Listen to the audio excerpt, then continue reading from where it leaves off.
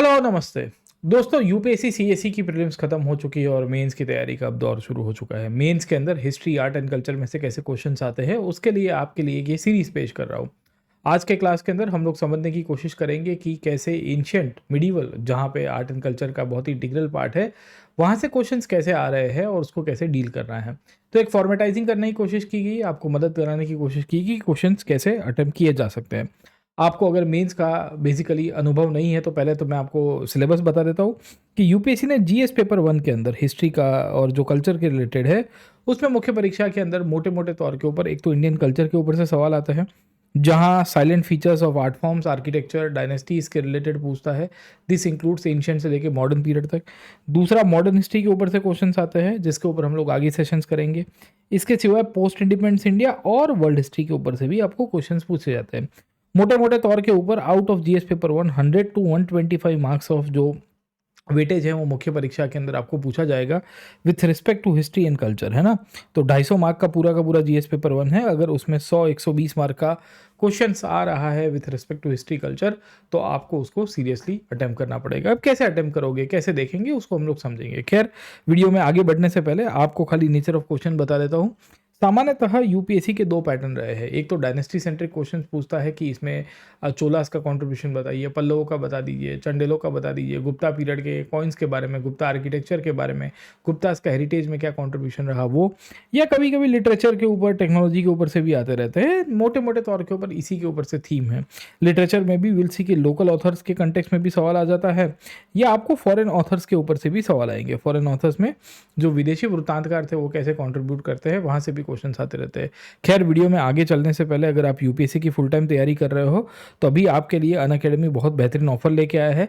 17,999 के अंदर, 17,999 के अंदर अगर आप ये कोड यूज़ कर रहे हो PN लाइव तो आपको मैक्सिमम डिस्काउंट के साथ यूपीएससी सीएससी का कवरेज दिया जा रहा है। जी हाँ, प्रीलिम से लेके मेन से लेके और आपका जो फाउंडेशन है सीसेट, और ये ऑफ़र अभी बहुत लिमिटेड पीरियड तक अवेलेबल है। ऑलमोस्ट आज रात को ये ख़त्म हो रही है। आपको सब्सक्रिप्शन लेना है तो आप नीचे डिस्क्रिप्शन बॉक्स में दिए गए लिंक के ऊपर क्लिक कर सकते हो। इंडिया के टॉप मोस्ट एजुकेटर्स आपको यूपीएससी का कवरेज कराएंगे, जहाँ मैं और मेरे साथीगण जो है आपको मैक्सिमम कवरेज देने की कोशिश करेंगे। ये ऑफ़र पीरियड बहुत लिमिटेड पीरियड तक ही है, हमेशा से याद रखेगा। और इसमें अभी जो फीस है वो रिवाइज भी हो जाएगी। तो अगर आप 1 साल का सब्सक्रिप्शन ले रहे हो तो 17,999 है। अगर आप 1.5 साल का यानी कि 1.5 ईयर्स का 9 मंथ्स प्लस 9 मंथ्स फ्री के अंदर तो आपको 20,999 के अंदर मिलेगा। वैसे ही अगर आप 3 साल का सब्सक्रिप्शन ले रहे हो 18 मंथ्स प्लस 18 मंथ्स फ्री तो आपको 29,999 के अंदर। मैं आपको सजेस्ट करूंगा कि अगर आप 2028 के अंदर अपीयर करने का सोच रहे हो या 2029 के अंदर अपीयर करने का प्लानिंग कर रहे हो तो ज़रूर से मिनिमम 2-3 साल का सब्सक्रिप्शन लीजिएगा, क्योंकि आपको ज़्यादा कवरेज मिलेगा, आपका रिवीजन भी अच्छा होगा और फाउंडेशन करने में भी ज़्यादा हेल्प हो जाएगी। खैर, बाकी हमारी मेंस की नई बैचेस है, क्यूपी मेंस बैचेस है, आप इसके अंदर एनरोल करवा सकते हैं। अगर आपका प्रीलिम्स क्लियर हो रहा है तो आप ज़रूर से हमारे साथ मेंस के प्रोग्राम में जुड़िए। मैं आपको यही मेंस के प्रोग्राम के अंदर अनुभव दिलाने की कोशिश करूंगा। इनफैक्ट इस बार हमारा जो मेंस का प्रोग्राम है उसकी खासियत यह है कि इसमें एजुकेटर्स तो आपको कवरेज कराएंगे ही, टीचर्स तो आपको पढ़ाएंगे, टीचर्स के साथ साथ टॉपर्स भी आपको हेल्प करेंगे।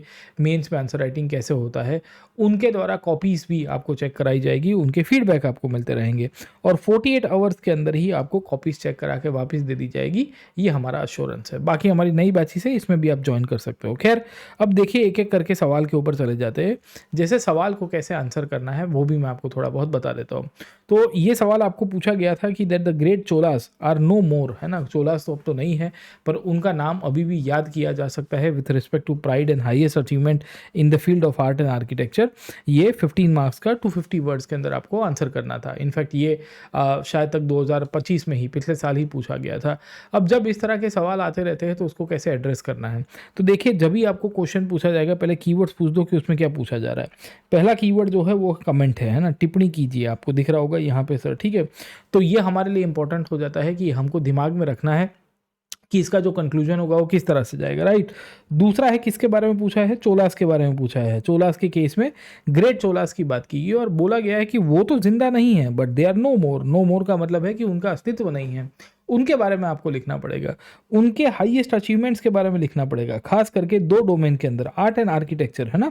यही चीज़ को क्वेश्चन के अंदर लिखा गया है, हम भी उसी चीज़ को ध्यान में रखेंगे। तो while writing answer will make sure कि will put the domain in the centre around, और उसके इर्द-गिर्द विल सी कि हम लोग लिखने की कोशिश करेंगे।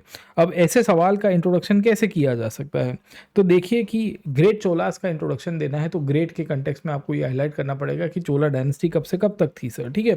तो 8-9 सेंचुरी से निकल के आई थी, आप सबको पता होगा 890 के आसपास उसने सत्ता के ऊपर आए, 13 सेंचुरी तक रहते, 1220-30 तक ये रहेंगे सर, ठीक है? इनके अंदर ही बीच में 10th-11th सेंचुरी के ट्रांजिशन में राजा राजेंद्र जैसे राजा आ गए, और फिर उनको किसने ग्रेट बनाया है वो लिखना पड़ेगा। तो ग्रेटनेस बनाने के पीछे एक तो इनके राजा थे, और राजा के साथ साथ विल ऑल्सो फाइंड अराउंड कि इसके अंदर आर्ट एंड आर्किटेक्चर के कारण ये ग्रेट किए गए हैं। इसके लिए आपको ये बताना है, बाद में इसके ऊपर कमेंट करना है, मैं कमेंट कैसे ब्रेकअप करता है मैं आपको बताऊंगा सर, ठीक है? तो इसमें इंट्रोडक्शन में लिख सकते हो कि the Chola dynasty ruled from 9th to 13th century in the region of Tanjore around, kings like Raja Rajendra came to power, they built up grand eloquent structures like Brihadeshwara और the Gangaikonda Cholapuram, and also converted the cities और temples into temple towns. Ultimately, the great Cholas got converged into form of the Dravidian temple architecture by the we will see कि the 10th and the 11th centuries, right? तो 11वीं शताब्दी तक आते आते ये जो चोलास थे ये द्रविडियन आर्किटेक्चर का अपना पीक के ऊपर चले गए। आपको थोड़ा इंट्रोडक्शन में बात देना है, अंडरस्टूड दिस पार्ट। तो ये उनके चोला टेम्पल्स थे, आप सबको पता ही है कि कैसे उनके द्वारा विल सी की ये चीज़ें बनती है। अब व्हाट मेक्स चोला ग्रेट, वो आपके आंसर का पार्ट आना चाहिए। तो इसके अंदर जैसे आप लिख सकते हो कि चोला टेम्पल्स बेसिकली उनको ग्रेट बनाते हैं, द्रविडियन आर्किटेक्चर उनको ग्रेट बनाते हैं, बड़े बड़े विमान, और विमान के साथ साथ आप इसके अंदर ये भी लिख सकते हो कि the greatness can be gauged with the gopurams as well. देखो टेम्पल्स तो पहले भी बनते थे आर्ट एंड आर्किटेक्चर के तहत, टेम्पल्स तो पहले भी बनते थे, पर टेम्पल्स के साथ साथ आप इसके अंदर से ज़रूर से हाईलाइट करने की कोशिश करोगे कि भाई देखो टेम्पल्स के अंदर गोपुरम्स का भी एडिशन हुआ, इनफैक्ट बड़ी सिमेट्रिकल लेआउट के साथ टेम्पल्स बनते हैं, ग्रेनाइट का बड़ा मटेरियल यूज़ करके इन्होंने कटआउट करने की कोशिश की थी। टेम्पल्स के रूप में नहीं थे, उसके अंदर हमें इंस्क्रिप्शंस और स्कल्पचर्स भी देखने को मिल जाते हैं। इंटरेस्टिंगली इसी टेम्पल्स की वॉल्स के ऊपर हमें म्यूरल पेंटिंग्स भी मिलते हैं, और टेम्पल्स के प्रीमाइसेस के अंदर आपको लॉस्ट वैक्स की कार्विंग होते हुए भी देखने को मिल जाएगी। तो थोड़ा वो भी पार्ट आप इसके अंदर से ऐड कर सकते हो कि कैसे टेम्पल्स जो है वो ग्रेट बनते हैं सर, है ना? तो टेम्पल्स की साइज़ कैसे इलोक्वेंट हो जाती है, टेम्पल्स की जो ओवरऑल स्ट्रक्चर है वो कैसे बदलता है सर, ठीक है? और you can give the example of Gangaikonda Cholapuram और Brihadeshwara temple as well sir, ठीक है? इसके सिवाय आप चोलास को याद रखते हैं with respect to sculpture art as well, है ना? तो हम ये भी लिख सकते हैं कि the Cholas grandness can be seen with respect to sculpture, particularly the bronze casting that the Cholas continued. और ये जो ब्रॉन्ज कास्टिंग थी ये कैसी हुआ करती थी? The bronze casting was with respect to the lost wax technique sir, ठीक है? नटराज की जो आपको इमेजेस देखने को मिल जाती है उनके बारे में आप मेंशन कर सकते हो कि how the Nataraja images can be seen with respect to dancing Shiva, जो क्रिएशन और डिस्ट्रक्शन को दर्शाते हैं, राइट? नेवर एंडिंग साइकिल के केस में। तो आप एक पॉइंट इसके अंदर लिख सकते हो। इसके सिवाय अगर आपको चोलास की ग्रेटनेस के केस में लिखना है तो आप ये भी लिख सकते हो कि Chola temples were also having the sculptures. ये स्कल्पचर्स के अंदर आपको बृहदेश्वर जैसे टेम्पल के अंदर मिल जाएगा कि भाई पुराणों के अंदर जो स्टोरीज थी उन्होंने उसको डिपिक्ट किया है। Interestingly Chola temples also consist of mural paintings, है ना? तो हम लोग के पास एविडेंसेस है कि भाई इनके दीवारों के ऊपर पेंटिंग्स थे, तो वो भी आपके आर्ट एंड आर्किटेक्चर के अंदर उनकी जो अचीवमेंट्स थे वो दर्शाते हैं सर, ठीक है? आखिर के अंदर हम लोग कंक्लूजन ये भी लिखने की कोशिश करेंगे कि the art and architecture no doubt made them great, this led to the growth of music and dance tradition in the form of art forms, this led to the cultural development in the form of centres of learning, and temples also became one of the major centers where you will see trade and commerce also flourish, ठीक है? आखिर के case के अंदर आप इसके अंदर से जो मेन बॉडी है उसमें ये भी इंक्लूड कर सकते हो कि the Cholas patronage different art forms like Bharatanatyam, जहाँ उनके टेम्पल के अंदर थे, म्यूजिशियंस, उसके कारण म्यूजिक का डेवलपमेंट हुआ, क्लासिकल म्यूजिक का आप लिख सकते हो, including the Cholas contributed to the ghatikas as well. Ghatikas were the Vedic education learning centres जो कॉलेजेस के साथ टेम्पल्स के साथ जुड़ी हुई थी, and temples also basically functioned as a centre of trade and commerce as well, where employment, administration, बहुत सारी चीज़ों के कारण हम लोग याद रखेंगे, राइट? तो इस तरह से हम लोग कंक्लूड करेंगे। अब कंक्लूजन में इसमें क्या क्या चीज़ें आ सकती है, तो इसमें ये भी लिख सकते हैं कि no doubt the art and architecture made the Cholas great, है ना? चोला को आर्किटेक्चर यानी कि स्थापत्य ने तो बहुत महान बनाया है, but even non aesthetical triumphs, हमेशा से याद रखेगा कि चोला की ग्रेटनेस खाली और खाली आर्किटेक्चर से नहीं आई है, नॉन एस्थेटिकल ट्रायम्स से भी आई है। नॉन एस्थेटिकल ट्रायम्स का मतलब क्या होता है? कि भाई उन्होंने अपनी सेना को मजबूत किया, उन्होंने अपनी नेवी को बनाया था, आप सबको याद होगा सर, ठीक है। उन्होंने ब्लू वाटर नेवी बना के वी विल सी की बे ऑफ बंगाल और श्रीविजय एम्पायर तक का दबदबा, श्रीलंका और आज के मालदीव्स तक के ऊपर दबदबा बनाया था, राइट। तो you can also quote them around. और शायद आप इनको नॉन एस्थेटिकल ट्रायम्फ में ये भी लिख सकते हो कि चोला लोकल गवर्नेंस के कारण भी ग्रेट थे सर, ठीक है। तो that domain of art and architecture was always, क्योंकि आपको पीछे पूछा गया कमेंट, अब जब कमेंट करने की बात आती है, टिप्पणी करने की बात आती है, इनफैक्ट चोला पीरियड के अंदर आपको अगर साउथ इंडिया के ऑथर्स याद रहते हैं तो के नीलकंठ शास्त्री साहब को आप ज़रूर से कोट कर सकते हो, क्योंकि he is the epitome authority. वो एक ऐसे अथॉरिटी है जो चोला पीरियड को बहुत अच्छी तरह से हाईलाइट करते हैं। उनकी एक बुक है the history of south India, उसमें भी उन्होंने हाईलाइट किया हुआ है, राइट। आखिर में कंक्लूजन में हम ये भी लिख सकते हैं कि along with the local governance, the blue water navy, the Cholas greatness were certainly respected by the with respect to the art forms around, and that is one of the reasons they have been highlighted in the UNESCO World Heritage as well sir, ठीक है। तो UNESCO की world heritage list है, उसमें भी ये चोला temples को include किया गया है, राइट। तो मोटे मोटे तौर के ऊपर अगर आप इस थीम के ऊपर से लिखोगे तो you will get maximum marks as well sir, ठीक है। तो वैसे ही चोला के ऊपर से था, एक सवाल आपको दूसरी डायनेस्टी के केस में आ गया, एंड सेम पैटर्न के ऊपर आपको पिछले साल 2025 के अंदर पल्लवों के ऊपर से भी आया था, है ना। क्या पूछा गया आपको पल्लवों के केस के अंदर कि estimate the contribution of Pallavas of Kanchi for the development of literature, art and literature in south India, है ना। दक्षिण भारत की कला व साहित्य के विकास में कांची के पल्लवों का मूल्यांकन कीजिए। मैं आज आपको डायनेस्टी सेंट्रिक क्वेश्चंस करवा रहा हूँ, तो मेरा इंटेंशन ये है कि आप डायनेस्टीज़ को पहले ब्रेक करना शुरू। अब देखिए यहाँ पूछा क्या गया है, एस्टीमेट पूछा गया है सर, ठीक है। तो पहला तो कीवर्ड आपके लिए एस्टीमेट है, जहाँ वहाँ पे कमेंट हुआ करता था, टिप्पणी करनी थी आपको, तो टिप्पणी में हमने उसका एक दूसरा साइड भी दिखाने की कोशिश की कि आंसर राइटिंग के केस में आपको दूसरे थीम के ऊपर से भी सवाल, मतलब है ना, सेकेंड ओपिनियन भी देना है सर, ठीक है। दूसरा contribution of Pallavas of Kanchi, मतलब सीधे सीधे तौर के ऊपर पल्लव और कांची है सर, ठीक है। तीसरा क्या पूछा है, art and literature of south India, मतलब दक्षिण भारत के सापेक्ष में। अब नॉर्मली पल्लवों को बेसिकली साउथ इंडिया के सापेक्ष में एक ही डायनेस्टी के साथ कंपेयर करते हैं, वो है चोलास, जिसके बारे में अभी हमने एक सवाल देख लिया सर, ठीक है। तो इसमें भी आप इंट्रोडक्शन कैसे बांधोगे, देखो बॉडी को 3 पार्ट के अंदर डिवाइड करेंगे, introduction, then the body part and the we will see की the conclusion part around, right, okay. तो इसमें भी यही कहानी होगी कि पल्लव ऑफ कांची कहाँ से शुरू हुए थे, तो ये 4th-5th सेंचुरी के अंदर निकल के आए, कांची वाले रीजन में सत्ता पे आते हैं, आप इंट्रोडक्शन देख सकते हो सर, ठीक है। They were patrons of art and literary activities as well and multiple kings can be seen, है ना। आप राजाओं के नाम से इंट्रोडक्शन दे सकते हो, किंग्स लाइक महेंद्र वर्मन, नरसिंह वर्मन और राजसिन्हा, he was called as Narasimhavarman II, contributed greatly to the art and literary developments in the Pallava dynasty sir, ठीक है। उसके बाद आप मेन बॉडी के ऊपर चले जाते हो। मेन बॉडी में आपको बेसिकली फिर लिखने की शुरुआत करनी पड़ेगी। क्या लिखोगे कि आप लिख सकते हो the Pallavas contributed to the rock cut architecture, है ना, and the rock cut architecture was the foundation made by them sir. Initially rock cut architecture was built up by king Mahendra Varman, है ना, महेंद्र वर्मन के द्वारा बनता है, where he built up cave art at Managapattu, Mahendravadi, Trichy and many other places. Over a period of time the rock cut architecture continued by the Narasimha Varman sir, ठीक है, जिनको Mamalla style के रूप में भी कहते हैं। Where he built up 5 Pandavas, है ना, 5 पांडवों के रथ बनते हैं जो मोनोलिथिक रथ हुआ करते थे, एक ही बेसिकली पत्थर से काट के बनाए हुए थे और जो प्रोमिनेंट थे। Along with the rathas the Pallavas also made a relief art, है ना, उन्होंने स्कल्पचर्स भी बनाए थे। जैसे आप सबको पता ही होगा कि पल्लव पीरियड का एक बहुत ही फेमस स्कल्पचर है जिसे हम लोग कहते हैं डिसेंट ऑफ गेंजिस। ये डिसेंट ऑफ गेंजिस बेसिकली ये अर्जुनास पेनस या भगिनस पेनस आपको देखने को मिल जाता है, which is also located at Mahabalipuram sir, ठीक है। तो आपने थोड़ा वो लिख दिया। उसके सिवाय आप ये भी लिख सकते हो कि the Pallavas were also the precursor makers to the Dravidian style of architecture and they were the ones who introduce something called as free standing temples which were built by the king Rajasimha sir, ठीक है। And that is one of the reasons the Pallava architecture style is also called as the Rajasimha style sir, ठीक है। Where by we will see की certain temples like show temple at Mahabalipuram और Kailash temple at Kanchipuram were made, they were actually the precursors to the Dravidian architecture which was further enriched by the Cholas sir, ठीक है। तो आपने art form के अंदर ये लिख दिया। इसके सिवाय आपको आर्ट फॉर्म के बारे में लिखना है तो you are also suppose to mention other art as well sir, ठीक है। तो हम ये भी लिख सकते हैं कि the Pallavas also greatly contributed to the mural art, that is the painting art. There were cave paintings at Sittanavasal that was built up by the Pallavas, है ना, which were built with the Jain theme. The Jain theme paintings also basically highlight the coexistence and the tolerance that was promoted by the Pallavas sir, ठीक है। देखो राजाओं के case में ये जो पल्लव राजा थे उनके अंदर आपको बहुत सारी चीज़ें मिल जाती है। The art forms also include the music as a art as well sir, ठीक है, where by the Pallavas promoted musical traditions where we will see inscriptions at Kudumiyamalai और Mamandur highlights the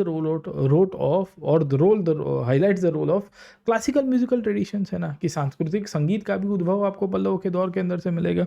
where kings like Mahendra Varman one has advised a group of people, है ना, महेंद्र वर्मन जैसे राजाओं ने वहाँ पे लोगों को एक सलाह दी थी कि आपको कैसे अपनी जो है संगीत की जो है निर्माण करना है और कैसे आगे चलना है sir, getting my point, okay.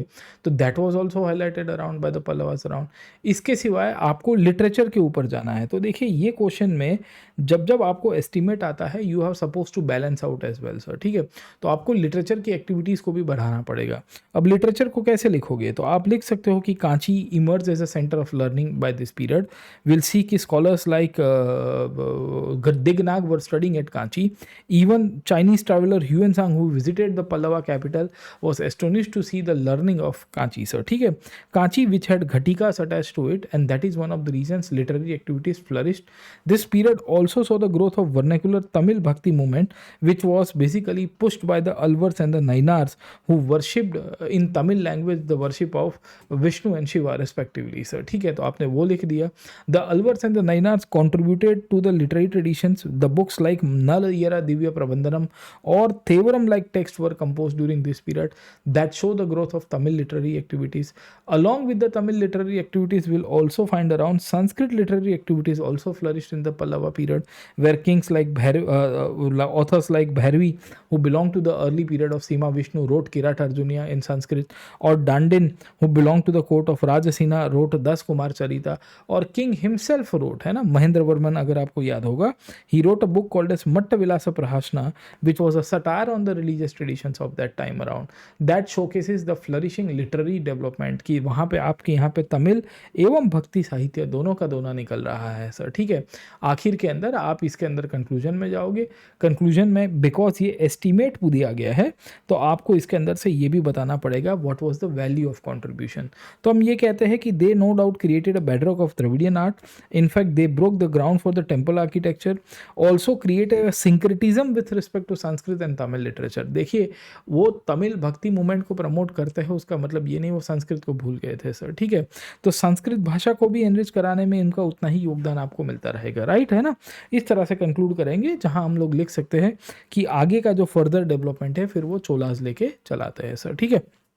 तो एक तो ये सवाल था।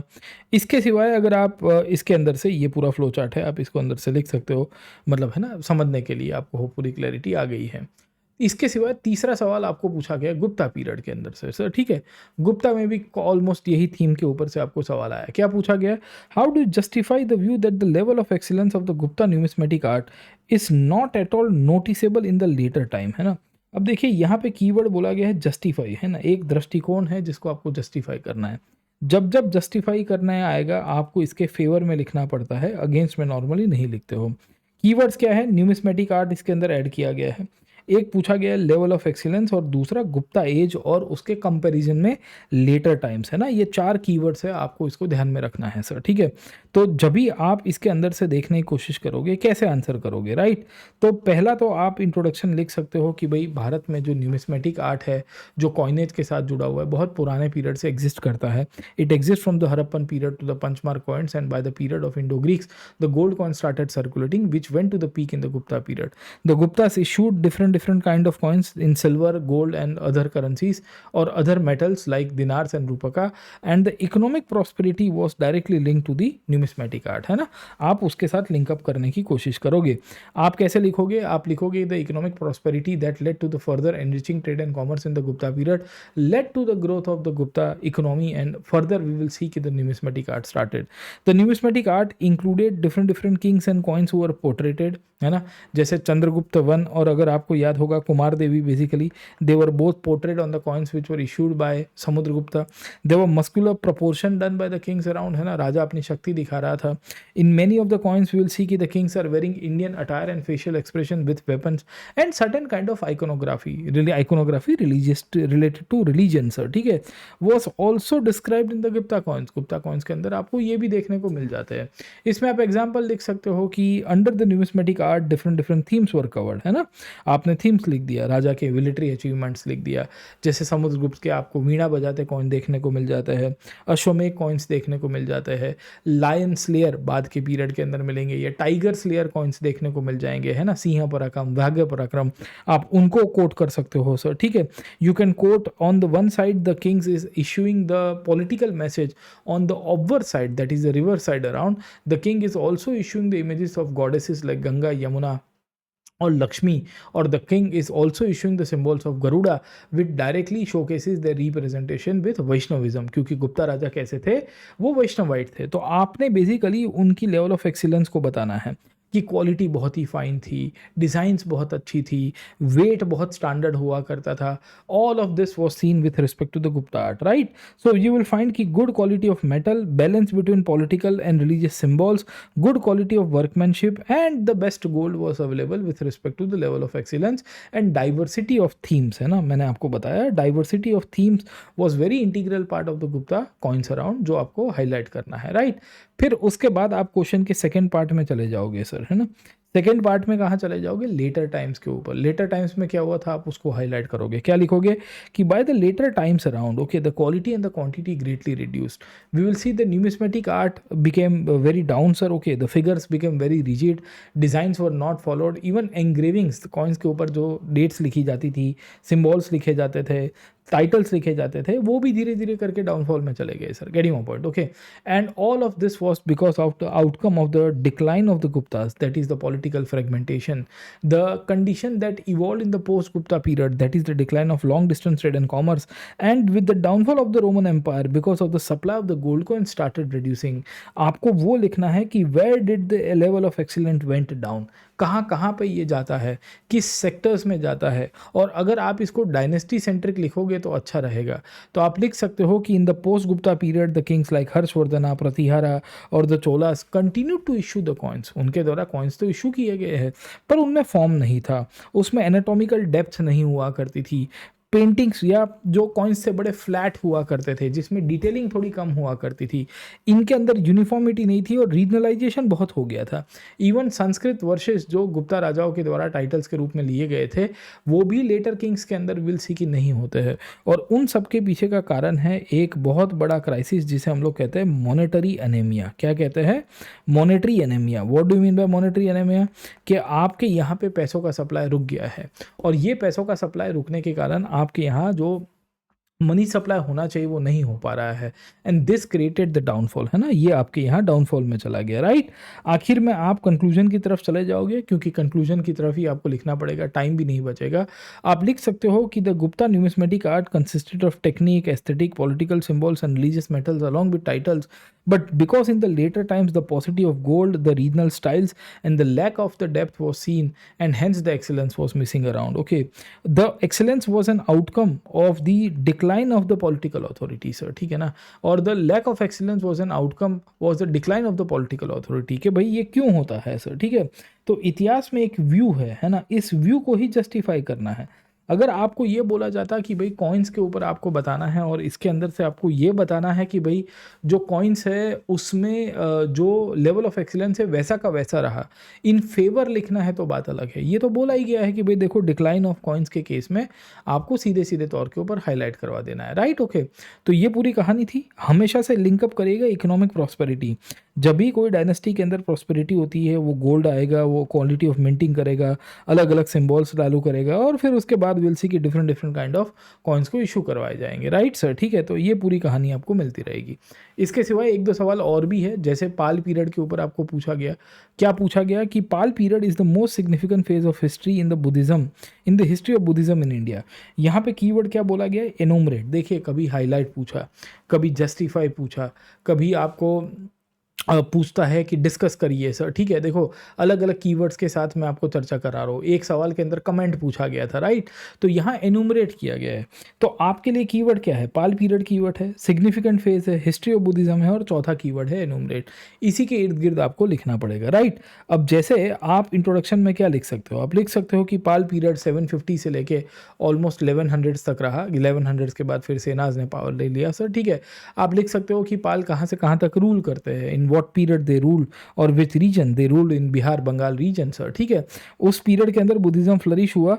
It was at a time where Buddhism had already gone into downfall. आप याद करिए, आपको ये चीज़ लिखनी पड़ेगी क्योंकि आपको बोला ही गया है कि it was the most significant phase in the history of Buddhism in India. तो भाई it was at a time when the Palas were basically will see की कॉन्ट्रीब्यूटिंग अराउंड, उस दौर में कॉन्ट्रीब्यूट कर रहे थे जब पूरे भारत के अंदर बुद्धिज्म डिक्लाइन में चला गया था और बुद्धिज्म एक साइड के ऊपर डिक्लाइन में गया है, तब पाल पीरियड अपने पीक के ऊपर जाता है। अब मोस्ट सिग्निफिकेंट फेज लिखा गया है तो आपको उसको उसी तरह से लिखना पड़ेगा कि क्या क्या चीज़ें हुई थी सर, ठीक है। तो मोस्ट सिग्निफिकेंट फेज कैसे लिखेंगे, तो हम लिखेंगे कि 8 से लेकर 10 सेंचुरी तक पाल राजाओं के द्वारा बेसिकली बुद्धिज्म को रॉयल पैट्रोनेज मिला। अब जैसे ही पाल राजाओं का आपका नाम मेंशन होगा, आपको 2-4 राजाओं के नाम भी बताने पड़ेंगे। तो आप लिख सकते हो गोपाल है, धर्मपाल है, देवपाल जैसे राजा है जिन्होंने विलसी की बुद्धिज्म को पैट्रोनेज दिया। कैसे? By issuing land grants to the Buddhist scholars and by the establishment of Mahavihara. आप सबको पता होगा कि पाल राजाओं के द्वारा 5 महाविहारों का विलसी की एस्टैब्लिशमेंट करवाया गया। उसमें नालंदा तो ऑलरेडी थी, पर नालंदा के रिवाइवल के पीछे भी पाल का बहुत बड़ा योगदान है। तो यू कैन हाईलाइट कि द इंस्टीट्यूशंस लाइक नालंदा और revived, no institutions like Odantpuri, Vikramshila, Sompuri, Jagdalla were created by the Pal rulers around sir, ठीक है। Interestingly आप ये भी लिख सकते हो कि the Pal rulers made sure around that this new institutions, ये पांचों के पांचों संस्थाएं जो बनती है, they worked in a synonymous way sir, they worked in a synchronous way, they worked in a unity of network around as well, and that led to the growth of Buddhism. We will also find around कि the Pal period also saw the growth of Vajrayanic Buddhism, है ना, Tantrayanic Buddhism. Different scholars were associated. Atish Dipankar, Sant Rakshita, who made sure that the Buddhist theology actually grows up. Many of them, जैसे आपको पता होगा आतिश दीपंकर जैसे scholar आपको देखने को मिल जाएंगे, who went to Tibet for transnational diffusion of Buddhism outside India sir, ठीक है। तो ये भी पाल पीरियड में ही होता है, आपको ये भी लिखना है। हम ये भी लिख सकते हैं कि the Pala period also saw the growth of Buddhist art as well, है ना।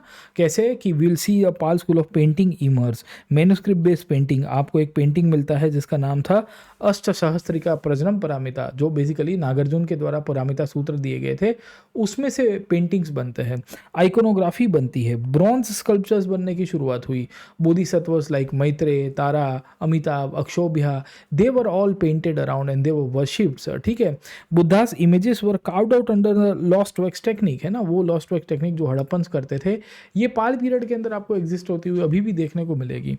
So this is how the Buddhist art, जो इतना सारा बीच में खत्म हो गया था पोस्ट गुप्ता पीरियड तक आते आते, वो सब रिवाइव हुआ। आखिर में कंक्लूजन में ये लिखेंगे कि this is the period where Buddhism once again revived into an intellectual form. It also became a popular art form. Buddhism spread to Tibet all the way up till South East Asia, till Shri Vijaya empire, and that is one of the reasons till 1200 C, 1200 C तक आते आते will see की the Pala period became the most important period of Indian history. Later on हम conclusion में ये भी लिख सकते हैं कि the decline took place with the advent of the Turkish invasion. Okay, अब बख्तियार खिलजी आया सेना पीरियड के अंदर और लक्ष्मण सेन बचा नहीं पाया, तब जाके डिक्लाइन में गया सर, ठीक है।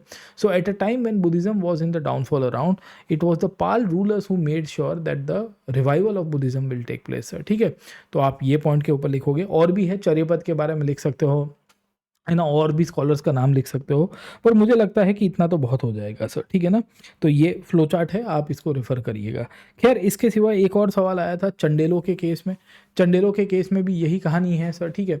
ये इसमें आपको इलूसीडेट आया, देखो एक आया इलूसीडेट, एक आया व्यू जस्टिफाई करिए, एक टिप्पणी कीजिए, है ना, एक यहाँ पे आपको पूछा गया है कि इलूसीडेट करिए, इनुमरेट करिए। तो चंडेल डायनेस्टी के क्या पूछा गया है? The sculptors filled the Chandela art form with resilient vigour and breath of life. Breath of life का मतलब क्या होता है कि अलग अलग प्रकार की जीवन की जो रूप है उसको कला के माध्यम से दिखाने की कोशिश की गई, राइट। तो एक इलूसीडेट है, एक चंडेल डायनेस्टी के बारे में बोला है, और तीसरा है ये keyword resilient vigour and breath of life, है ना। अब कहाँ कहाँ पे ब्रेथ ऑफ लाइफ मिलती है, कहाँ कहाँ पे स्ट्रेंथ देखने को मिल जाती है, वो लिखना पड़ेगा, राइट। तो पहले तो आप इंट्रोडक्शन दे दोगे, the Chandel dynasty of the Jeja Bhukti rule from 9 to 12th और 13th centuries around. They were known for temple architecture in and around Khajuraho and central India, Mahoba, Kalinjar, और भी जगह आपको याद रहती है, तो उन सब के बारे में आप लिख सकते हो सर, ठीक है। उसके बाद आप बॉडी में चले जाओ। बॉडी में जाओगे जैसे ही आपको स्कल्पचर आर्ट के बारे में बताना पड़ेगा। अब आपको ब्रेथ ऑफ लाइफ के बारे में बोला गया है, तो ब्रेथ ऑफ लाइफ और रेजिलिएंट विगर कहाँ पे मिलता है? तो you find the sculptures and the art forms in the form of sculpture art in temples. The temples includes narrative art. Narrative art include the religious figures of Shiva, Shakti, goddesses, Tirthankara being highlighted.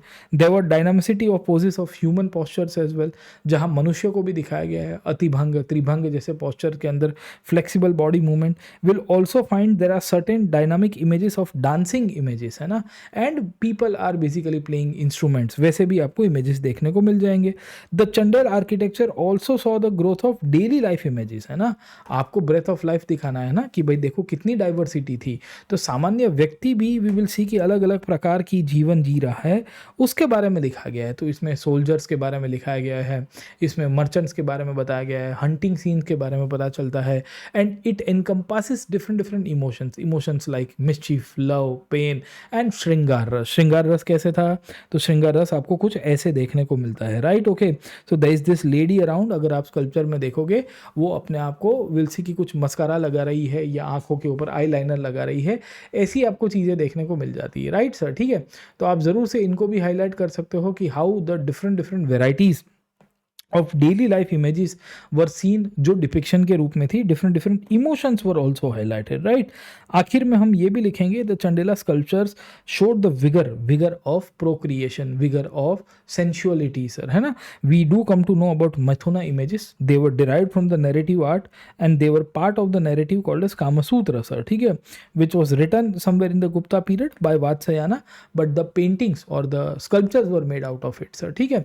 They are associated with fertility, they are associated with prosperity that showcases the union of man and woman, that is indirectly purush and prakriti and leading to the procreation. वो basically अगले जो नई generation है उसको Procreate करने के लिए आपको दिखाए गए। We also see images of animals, we also see feminine beauty being highlighted in a very graceful way, sir, ठीक है। तो इन सब के अंदर से आपको ये ब्रेथ ऑफ लाइफ को दिखाना पड़ेगा। देखो, राजाओं की भी इमेज है, प्रजा की भी इमेज है, धार्मिक इमेज भी है, वेराइटी ऑफ इमेजेस आपको यहाँ से देखने को मिल जाती है, which represent the socio culture diversity, secular, religious and sensual expressions combined together, they reflect the breath of life, है ना। अगर आप डाइवर्सिटी को नहीं हाईलाइट कर रहे हो ऐसे सवालों में, 150 शब्द का आया था, ये भी शायद पिछले बार ही आपको पूछा गया था, तो इसमें होगा क्या कि आप आंसर को जस्टिफाई नहीं कर पाओगे, राइट। तो ये पूरी की पूरी कहानी है। उसके बाद आपको कुछ नहीं करना है, कंक्लूजन के ऊपर जाना है। आप कंक्लूजन में लिख सकते हो कि with the diversity of images they were representing something called as complete vision of life, sir, ठीक है। तो रिलीजियस थीम भी थी, ह्यूमन इमोशंस भी थे, feminine beauty, daily life, erotic symbols, music, dance, इन सब कुछ को दर्शाते हुए चंडेलों ने कंप्लीट किया। कंक्लूजन में हम ये भी लिख सकते हैं कि because of their contribution around centres like Khajuraho became a UNESCO world heritage site, sir, ठीक है। जैसे पल्लवों में Mahabalipuram UNESCO world heritage site बना, वैसे ही इनके यहाँ पे भी ये यूनेस्को की साइट बन के आया। तो मोटे मोटे तौर के ऊपर हमने आज के क्लास के अंदर 5 सवालों का एक ओवरव्यू लिया है। ओवरव्यू क्यों लिया है?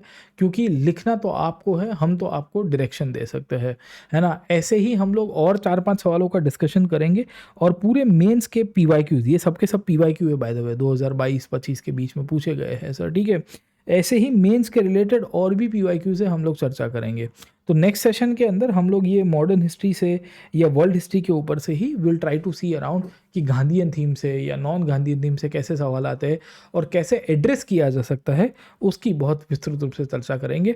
आज का सेशन यहाँ पे कंक्लूड करते हैं। डिस्क्रिप्शन बॉक्स में इसकी PDF डाल दूंगा, आपको रेफर करना है तो कर सकते हो। बाकी सब्सक्रिप्शन लेने का प्लान कर रहे हो तो ये कोड यूज़ करेगा PN Live 17999 के अंदर ये ऑफर अवेलेबल है और यहाँ पे एक्सटेंशन भी अवेलेबल है। ये ऑफर का आज आखिर का दिन है, इसका ज़रूर से लाभ उठाइएगा।